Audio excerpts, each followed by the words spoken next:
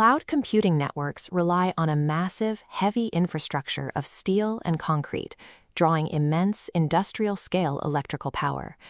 Global software redundancy and distributed networking depend entirely on the survival of localized, highly constrained physical structures. We call this specialized structure the machine envelope, an apparatus engineered specifically to protect its hardware payload. This envelope must actively defend hardware against extreme thermal output, immense structural weight, and specific environmental threats.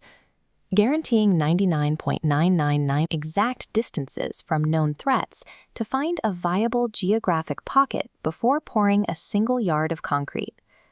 Site selection first identifies unmarked 100-year floodplains to prevent water ingress into subsurface power conduits.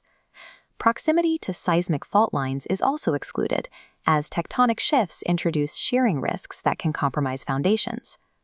Once natural hazards are mapped, the calculus shifts to the hidden risks within industrial environments.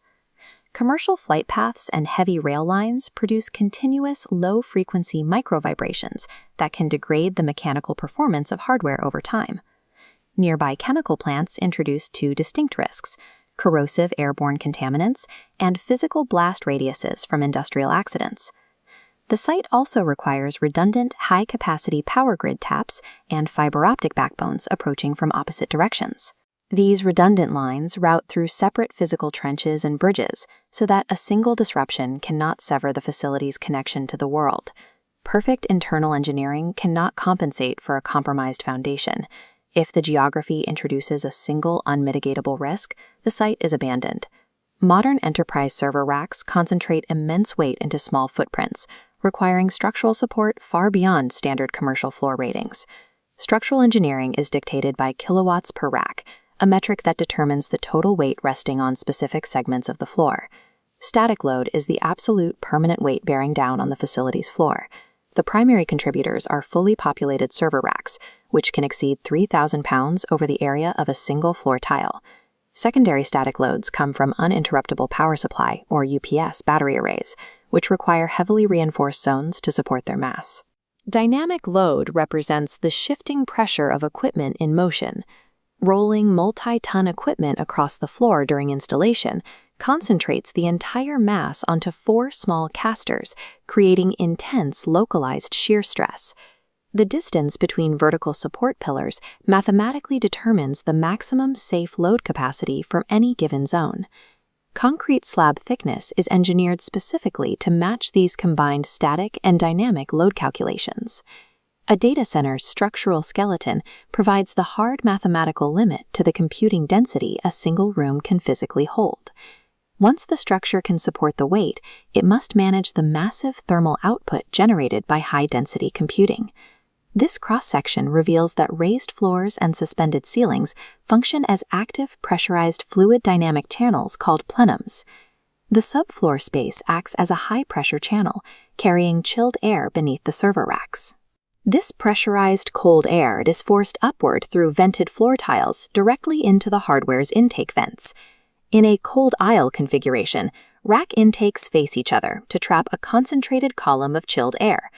Hot exhaust air is ejected out the back of the racks and rises toward the ceiling. The suspended ceiling plenum captures this low-pressure hot air and funnels it horizontally away from the racks.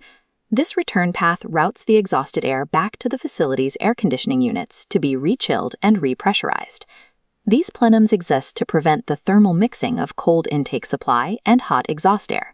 Without this separation, high-density hardware would thermally throttle or fail within minutes. Internal architecture uses fault domains to compartmentalize risk, treating internal walls as physical firewalls. Physical segregation guarantees that localized failures cannot cascade into a facility-wide outage. Fire zoning partitions the space with high-rating structural barriers.